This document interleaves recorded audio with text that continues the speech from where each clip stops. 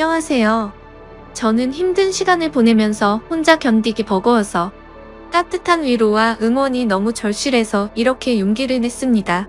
다들 슬프고 힘든 일을 겪으면서 보내시는 분들도 많으시겠지만 저 또한 약한 사람이라 주변의 관심과 응원이 필요합니다.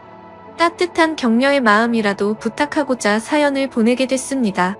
들어주시면서 저에게 용기를 꼭 주셨으면 좋겠습니다. 저는 결혼을 약속한 남자친구가 있었습니다. 남자친구와 저는 같은 미술 전공으로 대학교에서 만나 연애를 시작했어요. 같은 미술을 하면서 서로 의지하며 미래에 대한 같은 꿈을 꾸면서 행복한 날들만 가득했습니다. 남자친구와 저는 동갑내기여서 대학교 친구들은 다 같이 서로 친한 친구였기 때문에 항상 같이 있는 날이 더 많았고 함께 보내는 시간은 점점 더 길어져 저희는 서로가 멀어진다는 걸 상상조차 할 수 없었습니다. 그렇게 저희는 같이 대학교를 무사히 졸업하고 미래의 결혼을 약속하며 졸업 후 동시에 동거를 했습니다. 주변에서는 왜 결혼을 안 하고 동거를 시작하냐는 말들이 있었지만 저희는 미래에 대한 서로의 꿈이 있었기 때문에 사회생활도 해야 하고 아직은 결혼하기 이르다 생각이 들었기 때문입니다. 어차피 결혼은 약속했고 저희가 더 성장하고 준비가 되었을 때 그때 결혼을 하기로 했습니다. 서로 굳은 믿음이 있었고 어차피 같은 한 집에서 동거를 하기에 저희는 서로 만족했습니다. 같은 미술 전공으로 졸업은 했지만 저희가 하는 일은 서로 각자 다른 길로 가고 있었습니다. 남자친구는 화가로 가는 길을 택했고 저는 미술학원에 들어가 아이들을 가르치는 일을 시작하게 됐습니다. 하는 일은 다르지만 서로에게 부족한 점은 함께 채워주며 힘이 됐고 든든한 버팀목이 되었습니다. 그렇게 지냈던 날들이 벌써 6년이란 시간이 훌쩍 지나갔고 저희는 둘 다 30살이 넘어버렸습니다. 다행히 그동안 함께 살면서 서로 투닥거리는 거 없고 큰 다툼 없이 잘 지냈습니다. 30이 넘자 주변에서는 또 이제는 결혼해야 하지 않겠냐는 말들이 나오기 시작했어요. 저그 사실 이제는 슬슬 운을 생각해야 한다고 느끼고 있었거든요. 저는 아이도 낳아야 하고 더 나이 먹기 전에 이젠 결혼식을 올려도 된다고 생각했어요. 그래서 퇴근 후 남자친구와 저녁을 먹으며 얘기를 꺼내봤습니다. 자기 우리 벌써 같이 산 지도 6년이나 지났다? 시간 엄청 빠르지. 그런데 남자친구는 그러네 벌써 그렇게 됐네. 시간 정말 빠르네 하더군요. 그래서 직접적으로 얘기를 꺼내야겠다 싶었죠. 우리 나이도 벌써 30도 넘었고 슬슬 결혼 준비도 해야 하지 않을까? 남자친구는 제 말을 듣고 시큰둥한 표정을 지으며 일단 밥이나 먹자고 말을 돌리는 듯한 느낌이었습니다. 오늘 그림이 잘 그려지지 않아 예민한 상태인 건지 컨디션이 별로 좋아 보이지 않았습니다. 사실 결혼 얘기를 꺼내면 서로 이것저것 대화가 나올 줄 알았는데 저녁을 먹고 나서도 더 이상 대화가 이어지지 않았습니다. 괜히 저만 들떴나 싶어서 기분만 가라앉았습니다. 그래도 남자친구의 컨디션이 좋은 날에 다시 천천히 얘기하면 되니까 크게 조급해하지 않았어요. 그날 이후 이상하게 남자친구는 평소와 달랐습니다. 밖에서 따로 친구들을 만나는 날은 늘어가고 원래는 저도 같이 만나는 친구들이었기 때문에 항상 같이 나가서 만났는데 요즘은 저랑 같이 안 가고 혼자서만 그 친구들을 만나고 들어오더라고요. 날이 갈수록 점점 남자친구의 행동들이 하나하나가 이상해지고 있었습니다. 저만 보면 항상 미소를 보내던 사람이 저랑 눈만 마주치면 인상을 찡그리고 제 눈을 피하듯이 고개를 싹 돌린다던가 말이죠. 그리고 술이 잔뜩 취해 집에 오는 날이 늘어나길래 무슨 일이 있는지 물어봐도 아무 일도 없다고만 하는데 저는 그런 남자친구가 너무 답답했어요. 남자친구는 그림이 잘 안 그려질 때는 많이 예민해지긴 했지만 이렇게까지 행동의 변화가 없었습니다. 그림 문제는 아닌 듯했고 말하기 힘든 일이 있는 것 같았죠. 선뜻 제가 먼저 물어볼 수 없어서 말을 해줄 때까지 기다려보기로 했습니다. 그런데 점점 늦은 시간에 집에 오고 너무 늦게까지 안 들어올 때는 연락을 하면 제 연락을 받지도 않았어요. 남자친구가 밖에 있는 시간이 늘어났고 밖에 있을 때는 연락도 거의 안 되니 답답할 따름이었죠. 저는 점점 남자친구 행동들을 곰곰이 생각해보면서 그제서야 조금씩 이상하다고 생각이 들고 느낌이 왔습니다. 아무래도 여자가 생긴 것 같았습니다. 왜냐하면 저랑 같이 살면서 단 한 번도 핸드폰을 잠가 놓지 않았는데 행동이 이상해지기 시작하면서 핸드폰에 비밀번호를 설정해 둔 것입니다. 정말 의심하고 싶지 않아서 참아왔는데 더 이상은 안 되겠다 싶었죠. 오늘은 꼭 남자친구랑 제대로 얘기를 해봐야 할 것 같아 저녁 늦도록 기다렸습니다. 역시나 오늘도 자정이 넘어서 들어오더군요. 더 이상 미루면 안 되겠다 싶어 물어봤습니다. 요즘 왜 그러는데? 무슨 일이 있으면 말을 좀 해주던가 라고 했습니다. 그러자 너랑 사는 게 지겨워졌어. 네가 하는 잔소리도 듣기 싫고 나 혼자 있고 싶다. 그 말을 듣는 순간 머리를 망치로 맞는 기분이었습니다. 한숨을 내쉬는 남자친구의 말을 듣고 이 사람이 정말 내가 알던 내 남자친구가 맞나 너무 의아했습니다. 어떻게 저런 말을 아무렇지 않게 나한테 할 수가 있나 싶었죠.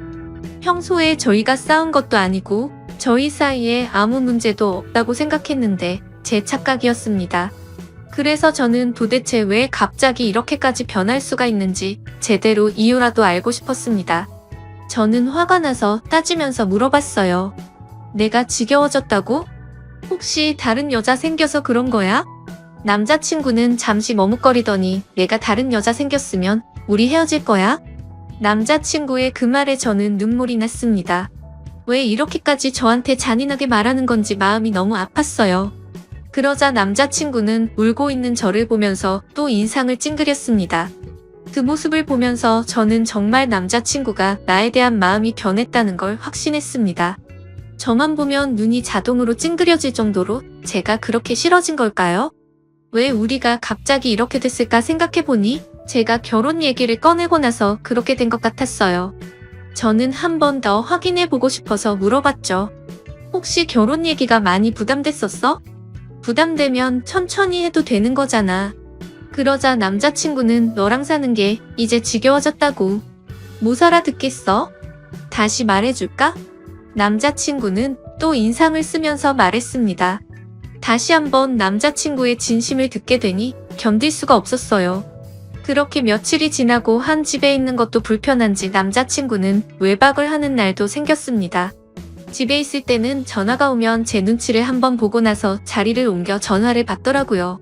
요즘 남자친구가 만나는 친구들한테 연락해서 왜 저러는 건지 물어보고 싶었지만 친구들이 모를 수도 있는데 제가 괜한 말을 하는 것일 수도 있어서 쉽게 연락을 하지 못했습니다.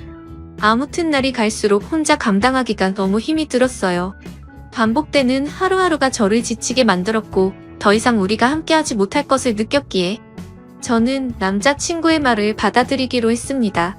함께 사는 집의 보증금은 반반 나누어서 했기 때문에 남자친구가 집이 정리되면 돈을 보내주기로 했습니다.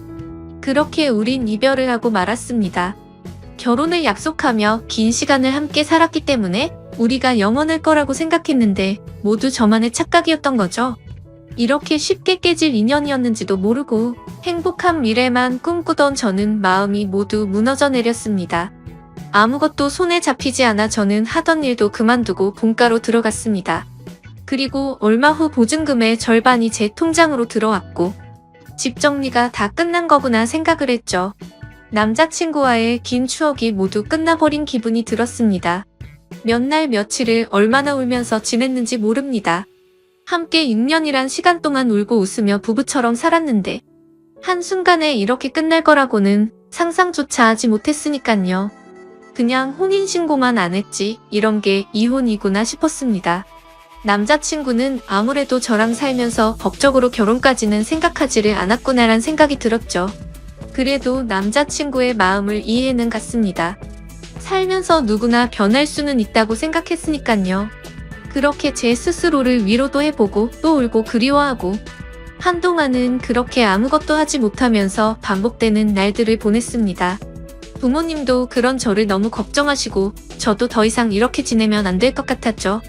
그래서 마음을 다잡고 다른 사람들도 만나며 천천히 앞으로 나아가고 있었습니다.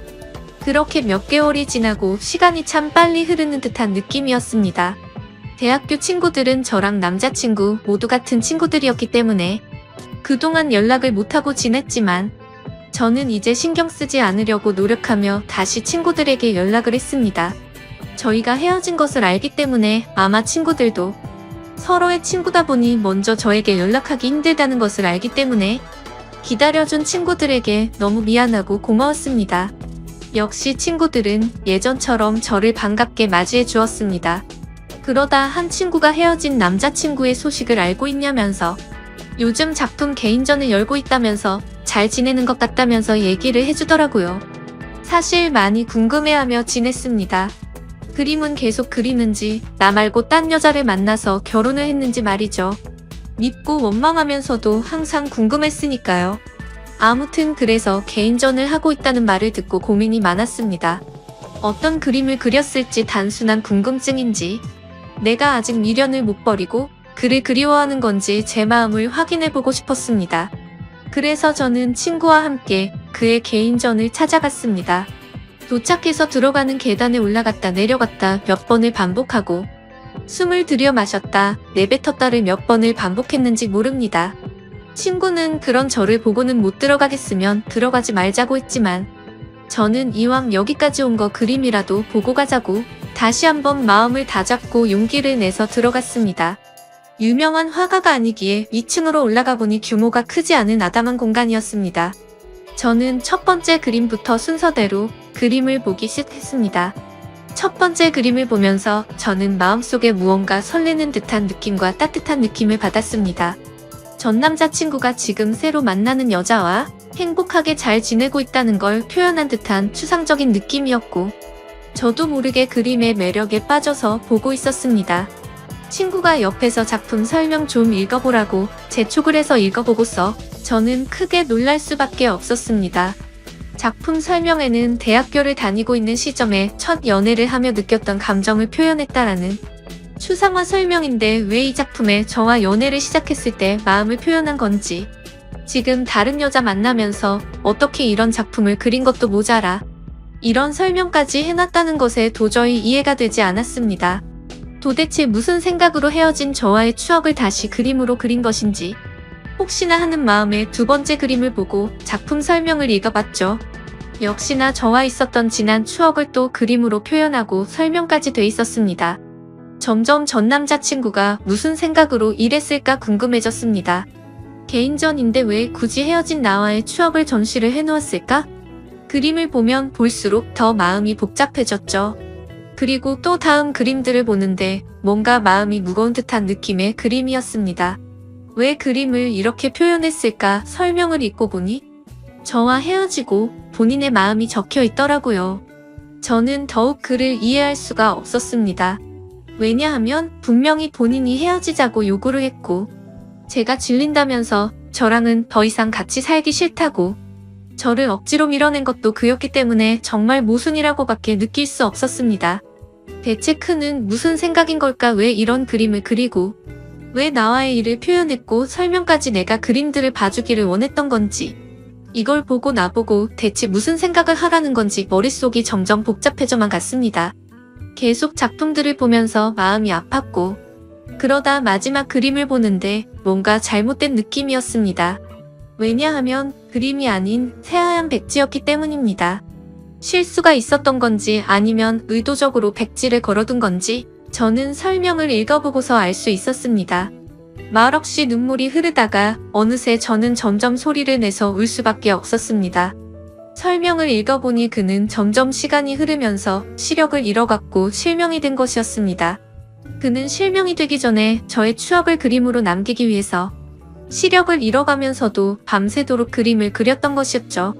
저는 한없이 울면서 그를 당장 만나고 싶었습니다. 그래서 무작정 그에게 전화를 걸어봤지만 없는 번호라는 음성이 흘러나왔죠. 저는 지금 만나지 못하면 영영 그를 못 볼 것 같은 기분에 친구에게 그를 찾아달라고 지금 만나지 않으면 정말 미쳐버릴 것만 같다고 붙잡고 마구 울었습니다. 대학교 때부터 다 같은 친구였기 때문에 옆에 있는 친구는 연락이 되는 모든 친구들에게 그의 전화번호를 물어봤습니다. 그중 그와 연락이 되는 친구는 단 한 명이었습니다. 그래서 그 친구는 우리가 개인전에 와 있다는 얘기를 듣고서 잠시 머뭇거리다 번호를 어렵게 불러주기 시작했습니다. 저는 친구에게 내 얘기하지 말고 나 대신 통화를 해서 만날 약속을 잡고 알려달라고 얘기했습니다. 그렇게 친구는 그와 약속 장소를 정하고 제가 그곳으로 갔습니다. 근데 장소는 그와 제가 살았던 그 집 근처 동네 카페였습니다. 왜 굳이 이쪽 동네에서 약속 장소를 정했는지 이상했습니다. 일단 그가 있는 카페로 들어갔고 구석자리에 많이 수척해진 그가 보이더군요. 천천히 걸어가서 그가 있는 구석자리 앞으로 갔지만 그는 정말 저를 보지 못했고 저는 일부러 조금 더 기척을 내기 위해서 의자 소리가 나게끔 들어서 앉았습니다. 그러자 그는 제가 아닌 약속을 잡은 제 친구인 줄 알고 인사를 건네기 시작했어요. 그가 말을 하는데 저는 계속 눈물이 나와 마음이 너무 아팠습니다. 이제 내가 앞에 있어도 전혀 알아보지 못한다는 것이 너무 슬펐습니다.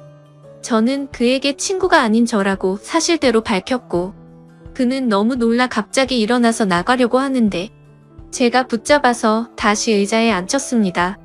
그는 생각지도 못했다는 듯 당황을 했고 저도 마음을 추스리고 천천히 말을 이어갔습니다. 저는 그의 개인전에 다녀온 것을 말했고 그는 참고 참다가 눈물이 한 방울 흘러내리더군요. 저는 아직 그의 마음을 알 수 없었기 때문에 제가 궁금했던 걸 단도직입적으로 물어봤습니다. 어쩌다 멀쩡했던 눈이 왜 갑자기 실명이 됐고 나 싫다고 다른 여자한테 가서 잘 만나고 있을 텐데 왜 헤어진 나와의 추억을 그림까지 그리고 개인전까지 열어서 그림을 전시했는지 이해할 수 없으니 설명해 달라고 말했습니다. 그는 잠시 주춤거리며 입을 떼기 시작했습니다. 그는 제가 궁금했던 것들을 하나씩 설명하는데 찬찬히 들으면 들을수록 가슴이 미워지며 그가 원망스러웠습니다. 그가 말한 것들은 사실은 저와 살면서 눈에 이물감이 들고 눈이 뽀얗게 보일 때가 있어 안과를 가게 됐는데 시력이 점점 나빠지고 있어서 정밀 검사를 해봤답니다. 검사 결과 눈이 점점 실명이 되고 있었다라고 말을 들었다고 하네요.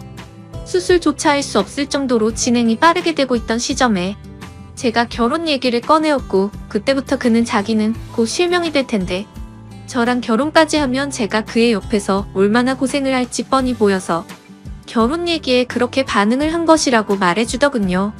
그리고 저를 볼 때마다 눈을 찡그렸던 건 제가 싫어서 그런 게 아니었고 앞이 잘 보이지 않아 저를 조금이라도 더 자세히 보려고 눈을 찡그리면서까지 제 얼굴을 봤던 것이었죠.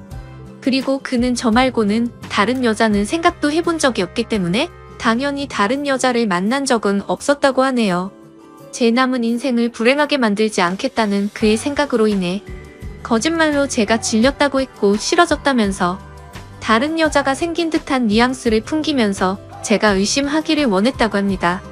그래서 제가 먼저 떠나기를 바랬던 건데 하나하나 그의 얘기를 들으면서 그때 생각을 해보니 정말 저는 그에게 너무 무관심했구나 느꼈죠. 정작 옆에 같이 사는 나는 왜 그가 눈이 잘 안 보이는 것조차 눈치채지 못했을까? 제 자신이 너무 원망스러웠습니다. 제가 진작 눈치라도 챘다면 이렇게 허망하게 그와 헤어질 일도 없었을 텐데 싶었죠. 오히려 그가 힘든 것을 혼자 감당하고 있을 때 제가 조금이라도 기댈 수 있게 힘을 줬다면 그가 거짓말까지 하면서 저와 헤어지려 했을까라는 생각이 들었습니다. 그의 마음을 헤아려 보니 그가 혼자 얼마나 힘들었을까라는 생각에 가슴이 너무 아팠습니다. 그는 설명하는 내내 눈물이 마르지 않았고 저도 중간중간에 말하고 싶은 걸 최대한 참고 눈물을 흘리며 듣고 있을 수밖에 없었습니다. 그의 얘기를 다 듣고 나서 저는 그에게 시력을 잃고 우리가 헤어지면 내가 혼자 행복하게 살 수 있을 거라고 생각했어 라고 묻자 그는 눈이 보이지 않는 남편 말고 평범하고 건강한 남자 만나서 아이 낳고 행복해 살기를 바랬어 라고 울먹이는 듯한 말투로 겨우 대답을 하더군요. 저는 그 말을 듣자마자 그의 진심이 무엇이었는지 왜 그때 그가 딴 여자가 생긴 것처럼 말하고 저를 그렇게까지 밀어냈는지 이제야 그의 마음을 알게 됐습니다.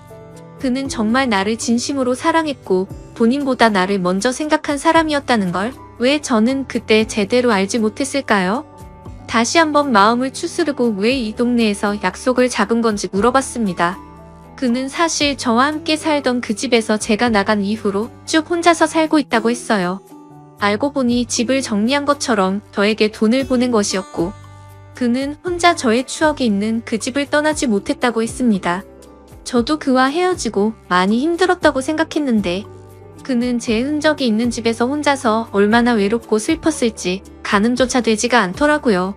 모든 것을 혼자 짊어지려고 하는 그가 밉고 원망스러웠지만 저를 위한다는 마음에 버렸던 일이었기에 그를 미워할 수도 없었습니다. 저는 그 집에 가보고 싶다고 말하자 그는 가방에서 접이식 지팡이를 꺼내더니 먼저 앞장을 섰습니다. 그런 모습이 너무 낯선 모습이었지만 저는 결코 내색할 수가 없었습니다. 익숙하게 그는 집으로 도착했고 같이 들어갔습니다. 들어가서 그동안 변한 것이 거의 없는 모습에 조금 놀랐습니다.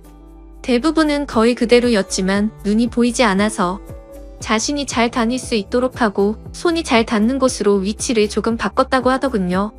그동안 이 집에서 혼자 보이지도 않는 눈으로 지냈다는 것이 믿기지 않았어요. 하나씩 알게 될수록 너무 마음이 아파왔고 제가 계속 옆에 있었더라면 잘 챙겨줄 수 있었을 텐데 속상한 마음뿐이었습니다. 그는 보는 것처럼 이젠 제법 익숙해져서 지내는데 불편함이 크게 없다며 걱정하지 말라고 스스로 잘 해내고 있으니 저보고 이제 걱정하지 말고 좋은 사람 만나서 잘 지내라고 말하더군요. 그 말을 듣고 저는 화가 나서 말했습니다. 내가 진작에 알았더라면 무슨 일이 있어도 자기 곁에서 안 떠났을 거야. 이제 다 알게 된 이상 난 절대로 아무데도 안 가라고 소리쳤습니다. 그는 말도 안 된다며 앞으로 살 날이 얼마나 긴데 대체 왜 사서 고생을 하냐고 절대 그러면 안 된다고 자기 옆에 있으면 지치고 불행할 거라며 반대하더군요. 하지만 저는 절대 내 생각 변하지 않으니 설득하지 말라고 못을 박았고 저는 그날 이후 제게 필요한 것을 챙겨서 매일매일 그의 집으로 갔습니다. 그가 조금이나마 불편하지 않게끔 제가 할 수 있는 것들을 찾아서 하고 밥도 같이 먹고 차도 마시며 대화하는 시간들을 많이 가졌습니다. 그는 처음에 오지 말라며 저를 밀어냈지만 저는 이번만큼은 제 의지대로 밀어붙였습니다. 그렇게 매일같이 보내는 시간이 길어지며 저는 궁금한 것이 생각나서 물어봤습니다.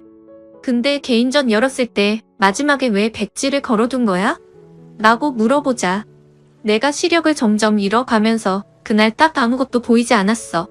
그래서 붓을 잡고 아무것도 그릴 수가 없었거든. 그 말을 듣고 그때 그의 심정이 어땠을지 생각하면서 정말 마음이 아파서 눈물이 나올 것 같았습니다. 하지만 이제는 그의 앞에서 약한 모습과 우는 모습을 느끼게 해주고 싶지 않았습니다. 저는 그래서 억지로 눈물을 참고 대화를 이어나갔어요. 이제야 모든 일들의 수수께끼가 다 풀렸고 저는 앞으로의 일들만 생각하기로 했습니다. 저는 그의 옆에 있기로 마음을 먹었고 그가 마음의 문을 열 수 있도록 제 마음을 매일 표현했습니다.